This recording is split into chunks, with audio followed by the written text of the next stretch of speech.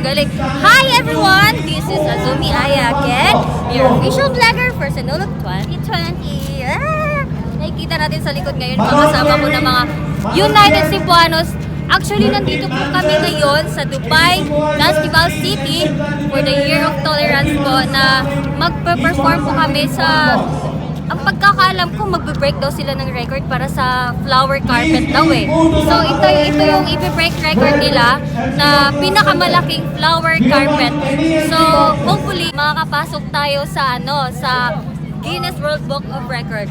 So we'll have a look dito sa likod ko. We perform actually ang United Cebuanos. Invited kami. So ayun, nakikita natin sila sa likod na nagpa-practice sila. Of course, hindi naman natin ipapahiya. At take note mga kaibigan, United Cebuanos lang naman ang nagre-represent ng Philippines! Mabuhay!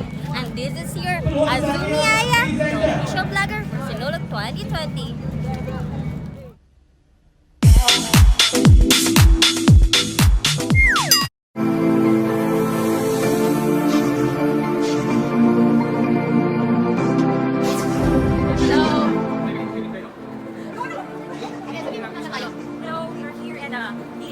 For our presentation from we are representing Philippines, so hope you guys enjoy watching.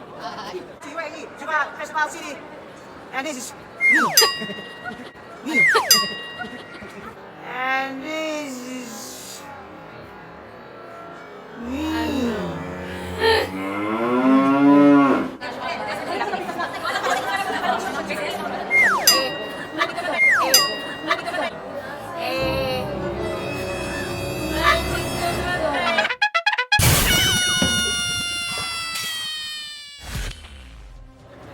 Everyone, we're here in Dubai Festival City. We're from United Cebuano, but we're representing the Philippines, the culture of Philippines, and we're going to perform the Sinulog Street Parade dance. And as preparation as well in the Sinulog 2020, please, we are inviting you to come and watch Sinulog at UAE 2020 Cebu Cultural Show. So please like our page. And also message us United Cebuano Facebook page. So see you there and have fun.